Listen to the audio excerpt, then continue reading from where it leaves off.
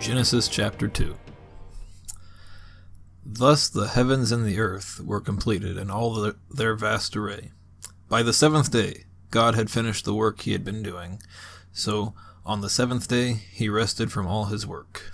Then God blessed the seventh day and made it holy, because on it he rested from all the work of creating that he had done.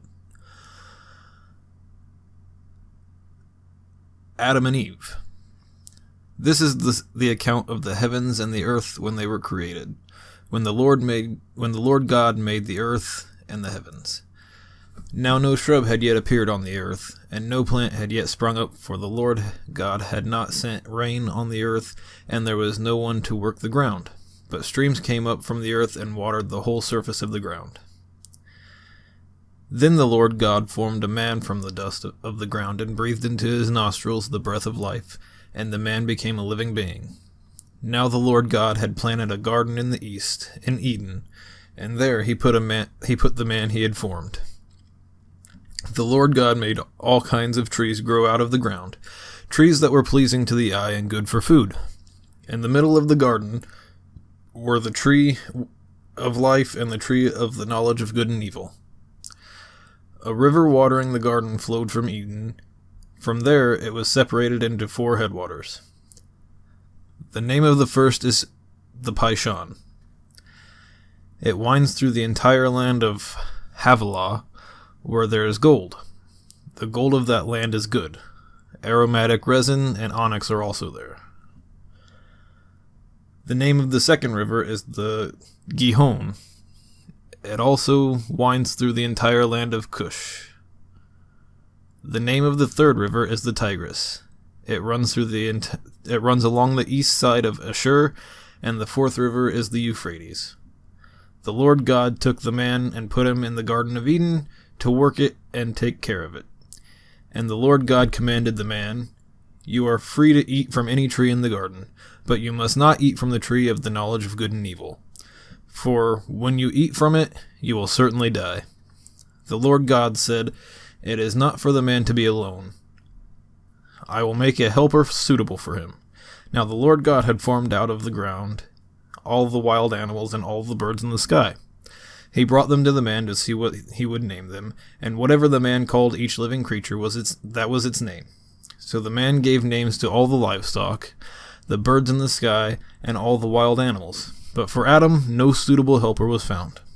So the Lord God caused the man to fall into a deep sleep, and while he was sleeping, he took one of the man's ribs and then closed up the place with flesh. Then the Lord God made a woman from the rib he had taken out of the man, and he brought her to the man. The man said, "This is now bone of my bones and flesh of my flesh. She shall be called woman, for she was taken out of man." This is why a man leaves his father and mother and is united to his wife, and they become one flesh. Adam and his wife were both naked, and they felt no shame.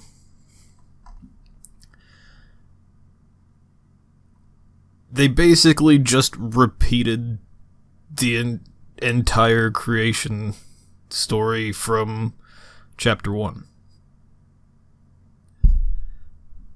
And it starts to become evident that, the people who wrote the Bible, at least the Old Testament, which is I haven't read anything past the Old Testament yet, but at least in the Old Testament, it starts to show that people have discovered that if you say stuff enough, people will start to believe it. And I'm not gonna get into politics here, but, that's the entire premise that Donald Trump operates on, if you know what I'm saying. So, yeah. Also, this is where the misogyny starts, because they called the woman Adam's helper. Yeah. Seriously?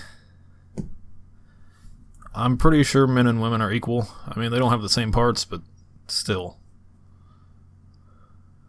Let's move on to chapter 3, because that was a pretty short chapter. So, Genesis chapter 3, the fall. Now the serpent was more crafty than any of the wild animals the Lord God had made. He said to the woman, "Did God really say, you must not eat from any tree in the garden?" The woman said to the serpent, "We may eat fruit from trees in the garden, but God did say you must not eat fruit from the tree that is in the middle of the garden, and you must not touch it, or you will die." You will not certainly die," the serpent said to the woman, "for God knows that when you eat from it, your eyes will be opened, and you will be like God, knowing good and evil." When the woman saw that the fruit of the tree was good for food, and pleasing to the eye, and also desirable for gaining wisdom, she took some and ate it. She also gave some to her husband, who was with her, and he ate it. Then the eyes of both of them were opened, and they realized they were naked. So they sewed fig leaves together and made coverings for themselves. When the man and his wife heard the sound of the Lord God as he was walking in the garden in the cool of the day, and they hid from the Lord God among the trees of the garden. But the Lord God called to the man, "Where are you?" He answered, "I heard you in the garden, and I was afraid because I was naked, so I hid." And he said, "Who told you that you were naked? Have you eaten from the tree that I commanded you not to eat from?" The man said, "The woman you put here with me. She gave me some fruit from the tree, and I ate it." Then the Lord God said to the woman, "What is this you have done?" The woman said, "The serpent deceived me, and I ate it." So the Lord God said to the serpent, "Because you have done this, you are cursed above all livestock and all wild animals. You will crawl on your belly, and you will eat dust all the days of your life. And I will put enmity between you and the woman, and between your offspring and hers. He will crush your head, and you will strike his heel." To the woman he said, "I will make your pains in childbearing very severe. With painful labor you will give birth to children. Your desire will be for your husband, and he will rule over you." To Adam he said, "Because you listened to your wife and ate from the tree, about which I commanded you, you must not eat from it. Cursed is the ground because of you. Through painful toil you will eat from it all the days of your life. It will produce thorns and thistles for you, and you will eat the plants of the field. By the sweat of your brow you will eat your food until you return to the ground, since from it you were taken. For dust you are, and to dust you will return." Adam named his wife Eve, because she would become the mother of all living. The Lord God made garments of skin for Adam and his wife, and clothed them. And the Lord God said, "The man has now become like one of us, knowing good and evil. He must not be allowed to reach out his hand and take also from the tree of life and eat, and live forever." So the Lord God banished him from the Garden of Eden to work the ground from which he had been taken. After he drove the man out, he placed on the east side of the Garden of Eden cherubim and a flaming sword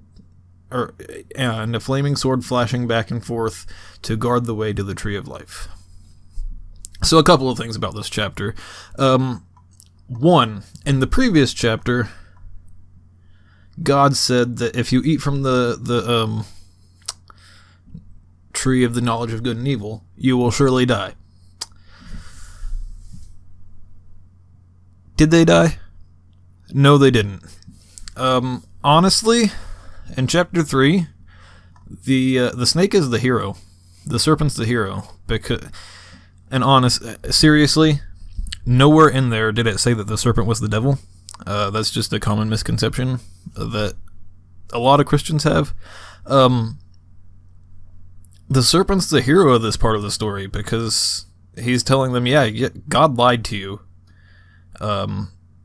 Don't believe that because it's not true. And it wasn't. Adam and Eve didn't die. Also, when God asked if Adam had eaten from the tree, Adam immediately blamed Eve.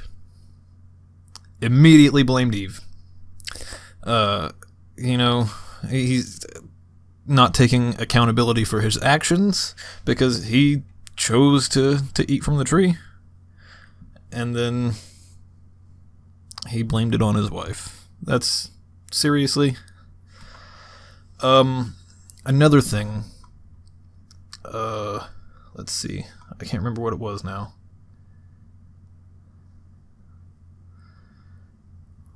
Hold on, it'll come to me.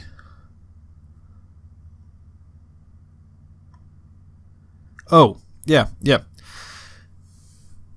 If God is all-knowing, all-powerful, omnipresent, he should have known that this was going to happen. He put Adam and Eve in the Garden of Eden, knowing that they were going to eat from that tree that he told them not to eat from. Seriously, that's some crazy messed up stuff right there. And like I said, they kind of repeat stuff too, trying to get you to believe it. Oh, also, one other thing is, I'm trying to find where it said us. Oh, and the Lord God said, the man has now become like one of us. This is basically just showing that the Bible was adapted from other religious stories of the time. Because around that time, there were a lot of religions that were polytheistic, which means that they believed in one god, or they believed in many gods, not just one.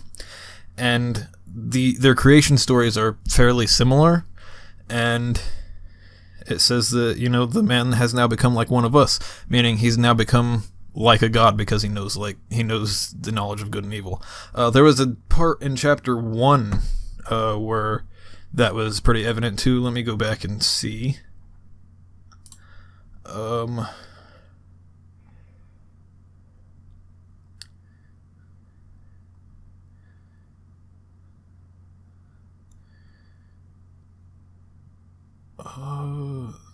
There was a part where he said, yeah. Then God said, let us make mankind in our image, in our likeness, so that they may rule over the fish in the sea, and the birds in the sky, and over the livestock, and all the wild animals, and all over the creatures that move along the ground. That's Genesis 1:26. Then God said, let us make mankind in our image. Same thing. It's just showing that they're borrowing from other creation stories, pretty much. So, yeah. But that's it for today. Probably just going to do 2 chapters from now on. We're getting pretty close to all the begats and everything. Probably speed through those pretty quick. But yeah. Like I said last video, if you want to subscribe, go ahead and do that, because it's just going to encourage me to keep reading, keep talking about it, keep kind of teaching you, because the way my mind works is, as I teach things to people, I learn it better. So yeah. But if you want to subscribe, go ahead and do that. It's just going to encourage me to do more. So I will see you guys in the next video. Goodbye.